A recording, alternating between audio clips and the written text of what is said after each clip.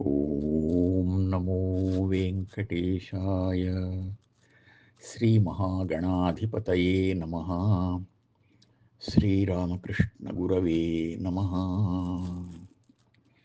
ఉపేంద్రో వామనః ప్రాంశురమోఘః శుచిరూర్జితः అతీంద్రः సంగ్రహः సర్గో ధృతాత్మా నియమో M.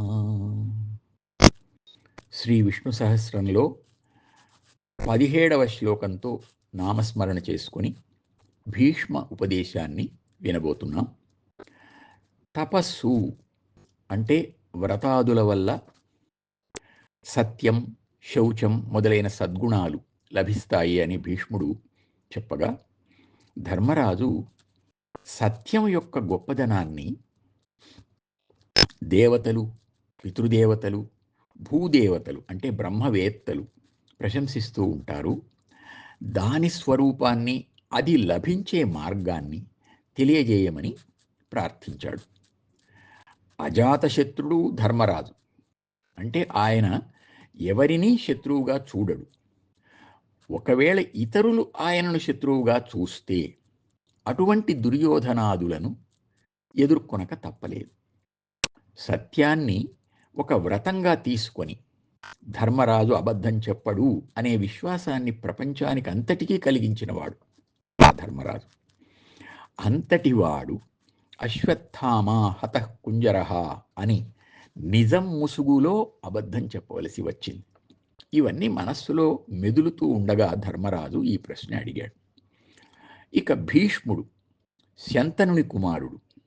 తండ్రి కోసం ఒక మాట చెప్పి జీవితాంతం దానికి కట్టుబడి నిలిచిన సత్యవాక్యుడు శ్రీరామచంద్రుడిలాగా. సత్యవాక్యో దృఢవ్రత అంటారు శ్రీరామచంద్రుణ్ణి. అంతటి సత్యనిష్ఠాపరుడు సత్యతత్వాన్ని ఇలా చెప్పసాగాడు. భరతవంశ దీపక ధర్మరాజా, సత్యనిష్ఠ ఒక వ్యక్తిలో ఉంది అంటే అతనిలో అది అనేక సద్గుణాల రూపంలో కనబడుతుంది. సమత్వం, ఇంద్రియ నిగ్రహం, ఓర్పు, ఈర్ష్య అసూయలు లేకపోవడం, సభ్యత, అధర్మ భీతి, ధర్మధైర్యం, గౌరవ ప్రవర్తన, అహింస, దానగుణం, దాక్షిణ్యం, త్యాగం, సత్యభాషణం, ఇలా ఒక సంపూర్ణ వ్యక్తిత్వం దర్శనమిస్తుంది. సత్యనిష్టలో స్థిరంగా ఉన్న మహాత్ముడు ఈ గుణాలను సహజంగా సులభంగా పాటిస్తాడు. బయటి శక్తులేవి ఆ గుణాలలో మార్పు తీసుకురాలేవు అని చెబుతూ సమస్త ధర్మాలకు సత్యమే ఆధారం అని ప్రతిపాదించాడు. కుదురు సమస్త ధర్మములకున్ విను సత్యము, యోగమోక్ష సత్పదములు సత్యకార్యములు, పాపము అసత్యము కంటే ఒండు లేదు, తలప అశ్వమేధములు 900 వెండి 100 ఈడుగావు, భరతోత్తమ సత్యముతోడనారయన్. కుండ మొదలైన గుండని వస్తువులు పడిపోకుండా వాటి కింద వేసే ఆధారాన్ని చుట్టకుదురు లేక కుదురు అంటారు. ఇక్కడ భీష్ముడు చెబుతున్నాడు, ఏ ధర్మమైనా కదిలిపోకుండా పడిపోకుండా స్థిరంగా ఉండాలి అంటే అటువంటి కుదురు, ఆధార పీఠం సత్యమే అని. దాని ఆచరణ, సత్యనిష్ట వల్లనే భగవంతునితో యోగం, సంబంధం, క్రమంగా మోక్షం సిద్ధిస్తాయి. అసత్యాన్ని మించిన పాపం లేదు. అశ్వమేధ యాగాలు 900 కాదు, ఇంకా 100 చేసినా సత్యంతో సమానం కావు అని భీష్ముడు నిస్సందేహంగా ప్రకటించాడు. రామ సత్యపరాక్రమ అంటాం. శ్రీరామచంద్రుడంతటి మహావ్యక్తి, ఆయనలోని గొప్ప లక్షణాలలో ఒకటిగా కీర్తింపబడేది సత్యం. పైగా సత్య పరాక్రమం అని కూడా అన్నారు. అంటే సత్య నిష్ఠ అనేది మహావీరుని లక్షణమని తెలుస్తోంది. ఇంత ప్రాముఖ్యం కలిగిన సత్యాన్ని మనం ఆచరణలో పెట్టాలి అంటే దాని యథార్థ స్వరూపం మనకు తెలియాలి. ఇందులో తెలుసుకోవలసింది ఏముంది, ఉన్నది ఉన్నట్లు చెప్పడమే కదా అని అనిపిస్తుంది స్థూలంగా. కానీ యథార్థవాది లోక విరోధి అని కూడా ఉంది. కష్టపడి నిజం చెప్పి లోకంతో సామరస్యం సాధించుకోవాలి గాని విరోధం కొని తెచ్చుకోవడం వివేకం కాదు గదా. కనుక ఇక్కడేదో విశేషం ఉంది, తెలుసుకోవాలి. అందులో ఒక 3 అంశాలు కనిపిస్తున్నాయి. ఒకటి, సత్యం జ్ఞానమనంతం బ్రహ్మ, బ్రహ్మ సత్యం జగన్మిథ్య. ఇటువంటి చోట్ల ఉన్న సత్య శబ్దానికి అల్టిమేట్ రియాలిటీ, మూల కారణమైన తత్వం అని, పారమార్థిక సత్యం అని అర్థం. ఇక రెండవది, సత్యం వద, ధర్మంచర. ఇటువంటి సందర్భాలలో చెప్పడం అనే వ్యావహారిక దశలోకి వచ్చాం. ఇక్కడ చెప్పడం 2 విధాలు. ఒకటి, నేను చేస్తాను అని చెప్పడం ఏదైనా పని. 2, మీరు ఇలా చేస్తే మంచిది అని చెప్పడం. ఇంకా ఇది బహుముఖాలుగా కూడా ఉంటుంది. ప్రధానమైనవి ఈ 2. నేను చెయ్యడం అనే విషయంలో కపటం లేకుండా ప్రవర్తించడం.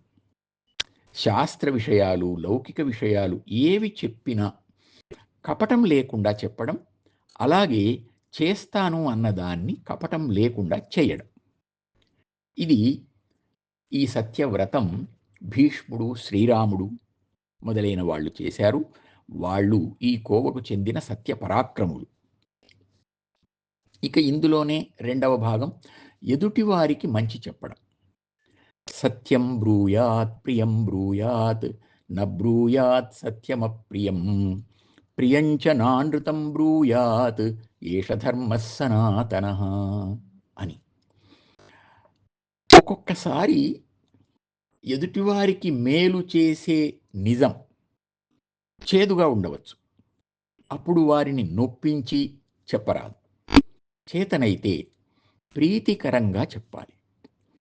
ప్రీతికరంగా చెప్పాలి కదా అని అబద్ధం చెప్పకూడదు.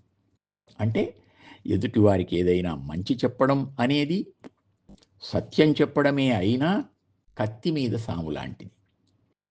మహాకవులు మనకు మేలు చేసే సత్యాలనే సున్నితంగా, మనోహరంగా తమ కావ్యాల ద్వారా తెలియజేశారు. కనుక ఇది సత్యాన్ని పాటించడం, సత్యాన్ని చెప్పడం అనే రెండవ అంశం. ఇక మూడవ అంశం దగ్గరికి వస్తే, లౌకిక సంఘటనలలో, లౌకిక వ్యవహారాలలో ఉన్నది ఉన్నట్లు చెప్పడం. ఇక్కడ ఎదుటివారికి లేక ఎవరికైనా తీవ్రమైన హింస, ప్రాణహాని కలిగించనంత వరకే చెప్పాలి.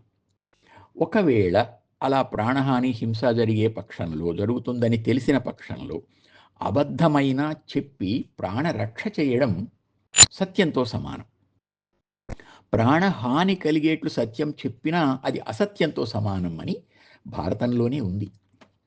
భూతహితంబుగా పలుకు బొంకును సత్యఫలంబునిచ్చు, తద్భూత భయాస్పదం బగు ప్రభూతపు సత్యము బొంకునట్ల, ప్రాణాతురుడైనచో పరిణయంబునయందును పల్కు బొంకు సత్యాతిశయం బయండ్రు, మహితాత్మక ఇట్టివి ధర్మ సూక్ష్మముల్.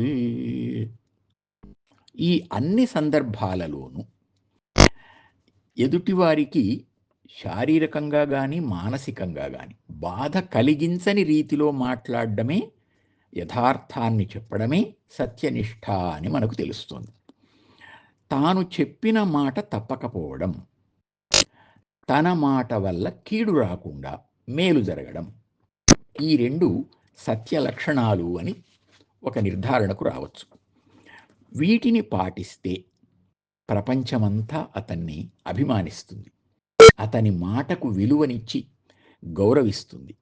దానితో అన్ని తేజస్సులు సిద్ధిస్తాయి అన్నది భీష్మ ఉపదేశ సారాంశం. ఓం నమో వెంకటేశాయ.